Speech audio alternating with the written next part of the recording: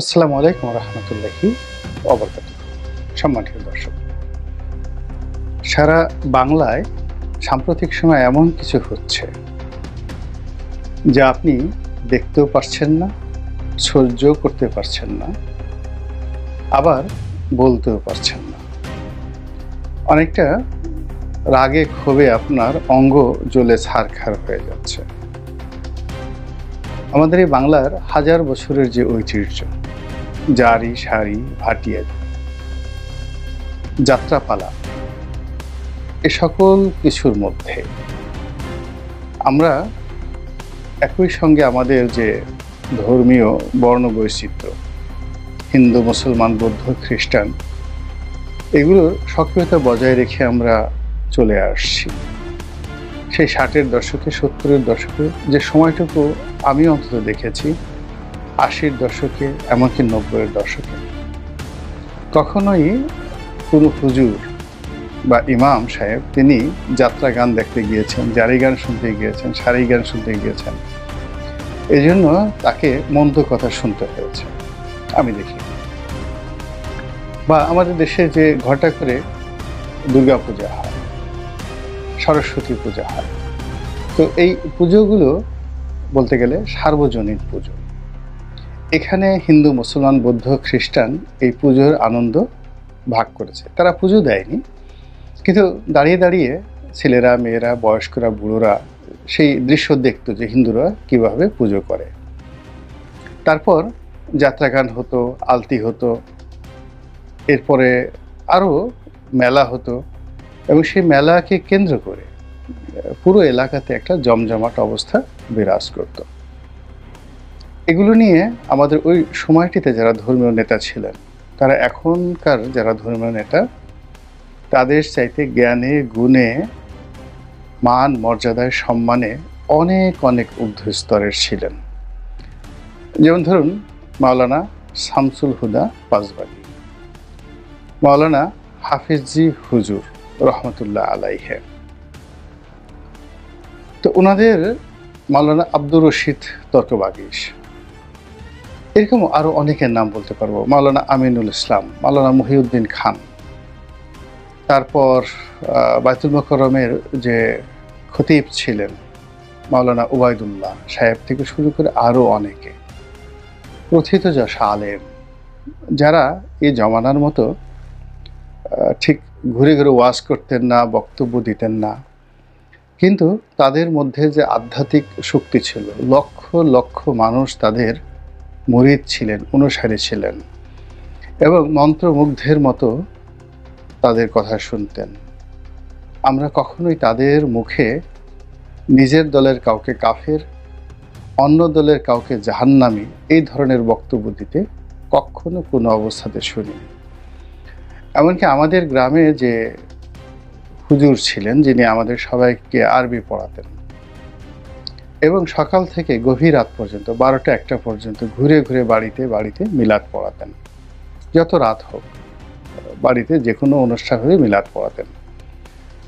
তো তিনি একটা মসজিদে ইমামতি করতেন, মিলাদ পড়াতেন, তারপরে মক্তবে আমাদেরকে আরবি শিক্ষা দিতেন, কৃষিকাজ করতেন, এবং একই সঙ্গে আবার কাপড় বুনতেন। রশিদ মাওলানা। তো এইরকম একজন মানুষ কারোর সাথে জীবনে ঝগড়া করতে দেখিনি। কোনো বিচার নেই, কোনো সালিশ নেই, কারো বিরুদ্ধে কোনো অভিযোগ নেই। তিনি শুধু তার দুনিয়ার কাজ করে যাচ্ছেন, আখিরাতের কাজ করে যাচ্ছেন, আর দ্বীনের শিক্ষা দিয়ে যাচ্ছেন। একেবারে মৃত্যুর শেষ দিন পর্যন্ত কোনোদিন তাকে রাগ হতে দেখি। তো এভাবে আমাদের আশেপাশে, আমাদের ফরিদপুর জেলার আশেপাশে সবাইকে একই অবস্থায় দেখেছি। একই রূপ আমি যখন পটুয়াখালীতে গেলাম, গলাচিপাতে গেলাম, উলানিয়া নামক যে জায়গাতে আমরা ছিলাম, সেখানে মসজিদে ইমাম ছিলেন, খতিব ছিলেন, মুয়াজ্জিম ছিলেন। সে 80-র দশকে 70-র দশকে কখনো তাদের কারো বিরুদ্ধে মানে মুখ কালো করে কথা বলেছেন এরকম দৃশ্য দেখিনি। আমাদের উলানিয়াতে যে মসজিদ, সেই মসজিদের ঠিক 10-20 গজ দূরেই মন্দির। তো সেই মন্দিরে পুজো হতো, সন্ধ্যায় শঙ্খধ্বনি হতো বা হচ্ছে এখনো। তারপরে 5 ওয়াক্ত আজান হতো, হিন্দু মুসলমান একই সঙ্গে সেই যুগের পর যুগ ধরে সেখানে বসবাস করেছে। কোনো দিন আমরা বাজে কথা শুনিনি। ওখানে স্পোর্টস হতো, মেয়েদের স্পোর্টস হতো, ছেলেদের স্পোর্টস হতো এবং বার্ষিক ক্রীড়া প্রতিযোগিতা হতো। সেটা ধরুন গার্লস স্কুল ছিল, গলাচিপাতে গার্লস স্কুল ছিল, সদরপুরে আমি যেখানে ছিলাম সেখানেও গার্লস স্কুল অ্যান্ড কলেজ ছিল এবং আছে। তো কখনো ছেলেরা সেই গার্লস স্কুলের সামনে দিয়ে যেতেন না, কিন্তু যখন স্পোর্টস হতো, মেয়েদের স্পোর্টস হতো, তখন দরজা খুলে দেওয়া হতো, সবাই সেই খেলাধুলা দেখার জন্য মেয়েদের স্কুলে ঢুকতে পারতেন। এবং আমি নিজেও সেই মেয়েদের স্পোর্টসে গিয়ে অনেক বন্ধুবান্ধবকে নিয়ে, শত শত বন্ধুবান্ধব কলেজের স্কুলের, তারা গিয়ে সেই মেয়েদের স্পোর্টসে আমন্ত্রিত অতিথি হিসেবে সেই স্পোর্টস উপভোগ করেছে 80-র দশকে।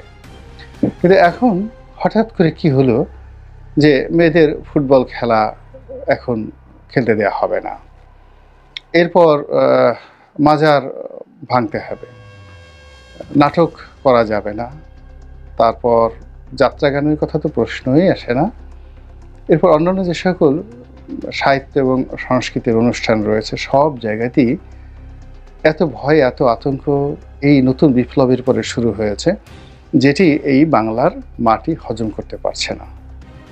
এবং যখন আপনার কোনো একটা বিষয় হজম না হবে, তখন সেখানে যা হবার তাই হবে। আপনার পেট ফুলে যাবে, বমি হবে, আপনি অসুস্থ হয়ে পড়বেন। বাংলারও, আবহমান বাংলার যে সংস্কৃতি আছে, কিংবা এই সংস্কৃতি কি হলো মানুষের যে আচরণ, মানুষ যে আচরণ করে সেটাই মানুষের সংস্কৃতি। এখন এই আচরণের মধ্যে যেমন নামাজ রয়েছে, কালাম রয়েছে, হজ রয়েছে, যাকাত রয়েছে, এটি ধর্মীয় বিধানের সঙ্গে সঙ্গে কিন্তু আমাদের সংস্কৃতির একটা অংশ। ঈদগাহে আমরা যাই, ওয়াজ মাহফিলে আমরা মাহফিল শুনি, এটি কেবল আমরা যে শুনি তা নয়, হাজার হাজার হিন্দুরা কিন্তু সেখানে অংশগ্রহণ করেন। আমি নিজে দেখেছি যে হিন্দুরা গিয়ে সেখানে জিকির করেন, ওই তাহেরি যে জিকির করে না, সেই জিকিরের সঙ্গে পাল্লা দিয়ে হিন্দুরাও কিন্তু সেই মাহফিল অংশগ্রহণ করে তারা জিকির করে, আল্লাহু আল্লাহু জিকির করে। এটা তাহেরির কথা উদাহরণ দিলাম, কিন্তু আমি আমার নির্বাচনী এলাকাতে যখন মাহফিল হতো এবং সেই মাহফিলে যখন জিকির হতো, আমি দেখেছি যে অনেক সংখ্যক হিন্দু মাঝে মধ্যে আমাকে ওয়াজ করতে হতো। তো সেখানে দেখা গেল যে হাজার হাজার হিন্দু উপস্থিত হতেন, পর্দার আড়ালে মা বোনেরা থাকতেন, তাদের সঙ্গে হিন্দু মহিলারাও থাকতেন এবং তারাও এই ওয়াজ শুনে, ধর্মীয় বক্তব্য শুনে তারা কাঁদতেন, জিকির করতেন। কিন্তু বিরূপ অবস্থা দেখিনি। কিন্তু এই অবস্থা কি হলো এখন এই বাংলায়, যে বাংলায় কোনো অবস্থাতেই আমরা আমাদের যে স্বাভাবিক আচরণ, আমাদের যে অভ্যাস, যেটিকে আমরা সংস্কৃতি বলি, সেই অভ্যাসের একটি অংশকে উগ্র করে দেওয়া হচ্ছে আর অপর অংশটিকে কেটে দেওয়া হচ্ছে, ছেটে দেওয়া হচ্ছে, বাধা দেওয়া হচ্ছে। এটি পুরো আমাদের জাতিসত্তাকে নষ্ট করে দেবে এবং এটাই আক্ষরিক অর্থে না বলে রূপক অর্থে বলার চেষ্টা করেছি আজকের এই শিরোনামে। এবার আমাদের যে বিশ্ব ভালোবাসা দিবস শফিক রেহমান সাহেব চালু করেছিলেন, এই বিশ্ব ভালোবাসা দিবসের কি অবস্থা হয়েছে আপনারা সবাই জানেন। এটি নিয়ে আমাদের যারা মৌলবাদের বক্তা, জনক, তাদের বক্তব্য হলো যে এটা একটা বিশ্ব বেহায়া দিবস। ছেলেমেয়েরা রং ঢং করে, অবিবাহিত ছেলেরা মেয়েরা একসাথে হাত ধরাধরি করে ঘুরে, বাসন্তী রঙের শাড়ি পরে তারা ঘোরাফেরা করে, অনেকে পরকীয়া প্রেম করে, অনেকে বিবাহ বহির্ভূত যে সম্পর্কগুলো, সেই সম্পর্কগুলো তারা এই দিনে এসে একেবারে বেহাল্লাপনায় রূপান্তরিত করে। একটা বিষয় এখানে আমরা বলতে চাই, সেটি হলো বিয়ে এরকম একটি সামাজিক স্বীকৃতি, এটি হযরত আদম আলাইহিস সালামের জামানা থেকে কিন্তু এখন অবধি সমাজে রেসপেক্টেড, সম্মানিত হয়ে আসছে। এমন কোনো সমাজ ছিল না, সেটা মহাভারতের যুগ বলেন, বৈদিক যুগ বলেন, কিংবা আয়ামে জাহেলিয়াত বলেন, অথবা আরও মন্দ যে যুগগুলো ছিল, কেবলমাত্র জাজিরাতুল আরব নয়, কেবলমাত্র রাশিয়া নয়, তুরস্ক নয়, সারা দুনিয়াতে, এমনকি সেই যে মায়া সভ্যতা থেকে শুরু করে আফ্রিকার গহীন অরণ্যে 5000 বছর, 10,000 বছর যত সময় বলেন, এমনকি চীন দেশে বিয়ে যে বিষয়টি, এটি সবসময় সম্মানিত ছিল, গৃহীত ছিল এবং এর কোনো বিকল্প ছিল না, যেটি এখনো নেই। আবার যে বিষয়গুলো আমরা এখন নিন্দা করছি, যেমন পতিতাবৃত্তি, অবাক হয়ে যাবেন যে এটিও পৃথিবীর সেই বিয়ের সাথে সাথে সামঞ্জস্যপূর্ণ মানে একই সঙ্গে চলেছে। মানে বিয়েটা যেভাবে চলেছে, পতিতাবৃত্তি চলেছে, পরকীয়া চলেছে। এই যে এখন যেটি পুংমৈথুন বলে বা যেটিকে হোমোসেক্স বলা হয়, এই জিনিসটিও সবসময় এটাতে ছিল। পুরুষের অন্য পুরুষের প্রতি আকর্ষণ, নারীর অন্য নারীর প্রতি আকর্ষণ, এটি কোনো সমাজ, কোনো রাষ্ট্র, কোনো জায়গাতেই এটিকে বন্ধ করা যায়নি। সমাজ এটিকে জানে এবং এটিকে জানার ফলে এটির জন্য শাস্তি আছে, এটির জন্য নিন্দা রয়েছে, এটির জন্য পুরস্কার রয়েছে দুনিয়া এবং আখেরাতে, এটির জন্য সামাজিক স্বীকৃতি রয়েছে এবং সামাজিক অস্বীকৃতি রয়েছে। এবং এভাবেই সারা পৃথিবীতে একটা সাম্যতা, একটি নিয়ন্ত্রিত বিধি ব্যবস্থা গড়ে উঠেছে। এমনকি আমেরিকাতে দেখেন, যেখানে পুরুষে পুরুষে বিয়েটা আমেরিকা এবং ইউরোপে যেখানে বৈধতা দেওয়া হয়েছে, এবং সেখানে কেউ যদি বলে আমি গে, তাকে ওই সমাজে রাষ্ট্রীয়ভাবে কেউ নিন্দা জানে না। কিন্তু এখনো পর্যন্ত আমেরিকান সোসাইটিতে কোনো অবস্থাতেই এটি আদরণীয় নয়, এটি গ্রহণীয় নয়। একইভাবে আপনি চিন্তা করুন যে আস্তিকতাবাদ এবং নাস্তিকতাবাদ, অর্থাৎ আল্লাহ রাসূলে বিশ্বাস করে না, খোদা ভগবানে বিশ্বাস করে না, ঈশ্বরে বিশ্বাস করে না, এটাও আদিকাল থেকে ছিল, এখনও আছে। এবং অবাক করার ব্যাপার হলো যে এই পৃথিবীতে ৯০ও নয়, যাকে বলা হয় ৯৯% লোকই ধর্মবিশ্বাসী। এমনও ধর্ম রয়েছে মাত্র স্বামী স্ত্রী দুজন বা পিতা পুত্র দুজন, এমনকি একটা পরিবারের মধ্যে সীমাবদ্ধ, কিন্তু তারা ধর্মবিশ্বাসী। সেই তুলনায় যারা নাস্তিক, সৃষ্টিকতাকে বিশ্বাস করে না, তাদের সংখ্যা খুবই অল্প। কাজেই যারা আস্তিক রয়েছেন, তাদের এই নাস্তিকতা নিয়ে বাড়াবাড়িটা কোনো অবস্থাতে এটা মানে অতীতেও কখনো গ্রহণযোগ্যতা পায়নি, বর্তমানেও সেটা গ্রহণযোগ্যতা পাচ্ছে না। এর কারণ হলো এটা একেবারেই অপ্রয়োজনীয়। সমাজ কখনোই এই জিনিসটি গ্রহণ করে না। সত্যের বিরুদ্ধে যে কোনো জিনিস হোক না কেন, এটা গ্রহণ করে না। মদ্যপান, নেশা করা, ভাং করা, জুয়া খেলা, তাস খেলা, এটা যে ১৪০০ বছর আগে আল্লাহ রাসূল নিন্দা করেছেন তা নয়।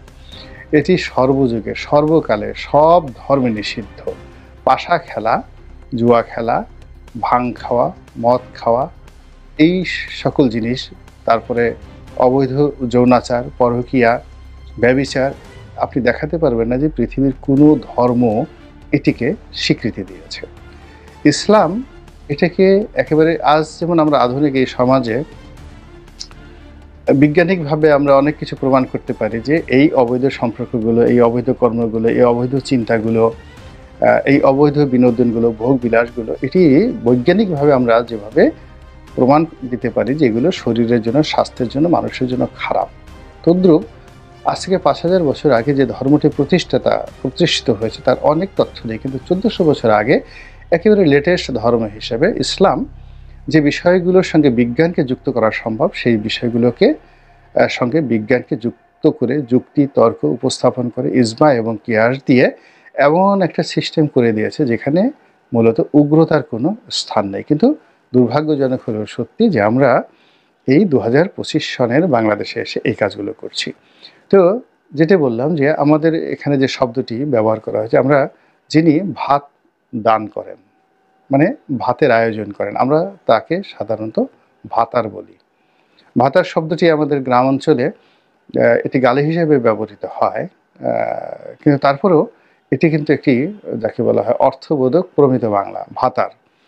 তো ভাতারকে সবাই ভালোবাসে।